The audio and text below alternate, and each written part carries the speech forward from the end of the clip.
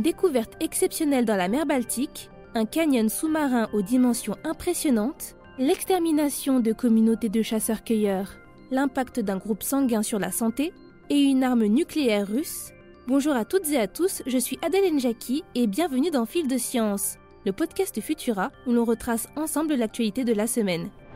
Des chercheurs auraient mis la main sur la plus ancienne construction humaine en Europe. Baptisée Blinker Wall, il s'agirait d'un mur de pierre qui aurait été édifié il y a 11 000 ans par les chasseurs-cueilleurs de la région. Cette mégastructure de 971 mètres de long aurait été découverte à une vingtaine de mètres sous les eaux de la mer Baltique. Elle se trouverait exactement dans la baie de Mecklenburg, à proximité de la côte allemande. Cette trouvaille pourrait s'avérer majeure en archéologie. Les auteurs de cette nouvelle étude estiment qu'elle pourrait permettre de mieux comprendre la vie des petites communautés de chasseurs-cueilleurs ayant peuplé l'Europe il y a 10 000 ans. Car pour eux, la formation géométrique de cette mystérieuse construction, faite en entonnoir, pourrait indiquer que le mur ait été utilisé pour piéger des troupeaux de bêtes. Il pourrait s'agir de l'une des plus anciennes constructions destinées à la chasse connues au monde. La datation des sédiments entourant le mur aurait permis aux chercheurs de découvrir que Blinker Wall aurait été construit à l'époque préhistorique et plus précisément pendant la Paléolithique. Et cette information donnerait des indications sur la construction de ce mur, car s'il se trouve aujourd'hui sous les eaux, il aurait ainsi été bâti à l'air libre. Les chercheurs rappelant que le niveau de la mer aurait varié significativement au cours des 10 derniers millénaires, notamment en raison de l'évolution du climat et de la fin de la dernière ère glaciaire. Il y a 10 000 ans, le niveau des eaux baltiques aurait été ainsi beaucoup plus bas qu'actuellement.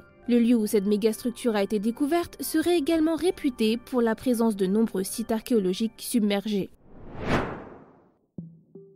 On continue avec une trouvaille stupéfiante dans les fonds marins. Une équipe de chercheurs aurait découvert un canyon sous-marin d'une dimension impressionnante à proximité du sud de Chypre. Avec 10 km de large et 500 mètres de profondeur, ce canyon aurait été formé d'après les scientifiques par les crises d'assèchement successives que la Méditerranée aurait connues. Une découverte qui pourrait nous en apprendre davantage sur ce paysage sous-marin encore largement méconnu. Pour les auteurs de l'étude, cette formation naturelle aurait été causée par une érosion subaquatique. Les résultats montreraient en effet que le canyon se serait formé au tout début de la crise messinienne, il y a 6 millions d'années, alors que la mer commençait à s'assécher. La salinité augmentant, des courants d'eau salée chargés en sédiments, plus denses que l'eau de la mer, auraient serpenté le fond marin, formant de gigantesques canyons.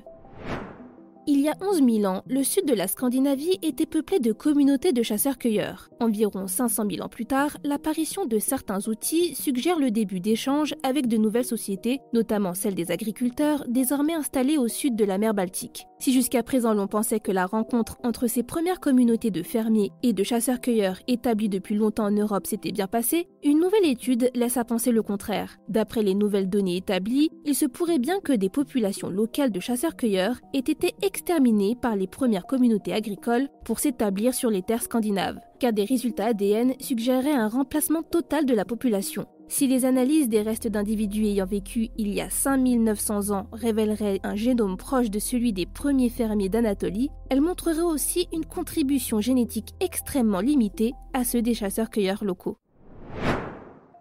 Un groupe sanguin en particulier aurait un impact encore plus important sur notre santé que nous ne le pensions. Les résultats d'une nouvelle étude suggèrent que les personnes ayant le groupe sanguin O ont un risque de mortalité plus élevé que les autres en cas de traumatisme grave. Ces résultats viennent compléter les connaissances des médecins sur l'influence du groupe sanguin sur l'état de santé général. Si le groupe O serait mieux protégé des problèmes cardiaques, il ne serait pour autant pas épargné dans certaines situations. Les résultats, basés sur 901 patients, montreraient que les personnes du groupe sanguin en question auraient un risque de mortalité de 28% plus élevé que les autres groupes lors de traumatismes graves. Un constat que les chercheurs n'arrivent pas à expliquer pour le moment. Cependant, inutile de paniquer pour autant. Les chercheurs affirment que l'alimentation, l'exercice physique ou même le niveau de pollution auquel vous êtes exposé sont des facteurs qui auraient une influence bien plus élevée sur l'état de votre santé que votre groupe sanguin.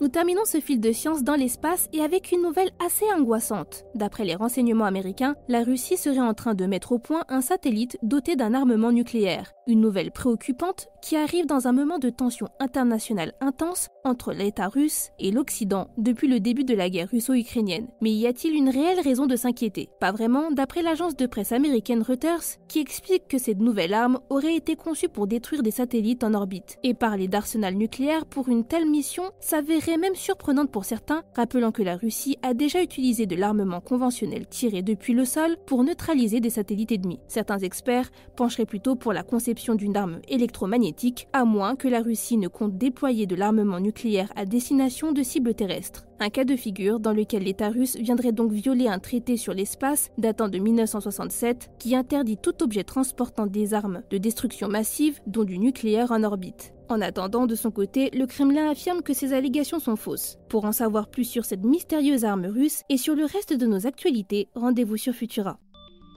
C'est tout pour cette semaine. Si vous nous écoutez sur les applications audio, pensez à vous abonner pour nous retrouver toutes les semaines et à nous laisser une note et un commentaire pour soutenir notre travail. Cette semaine, je vous invite à découvrir notre dernier épisode de Science ou Fiction, dans lequel Mélissa Le Pourreau décortique l'idée selon laquelle la douche froide est bonne pour la santé. Quant à moi, il ne me reste plus qu'à vous souhaiter un excellent week-end. À la prochaine!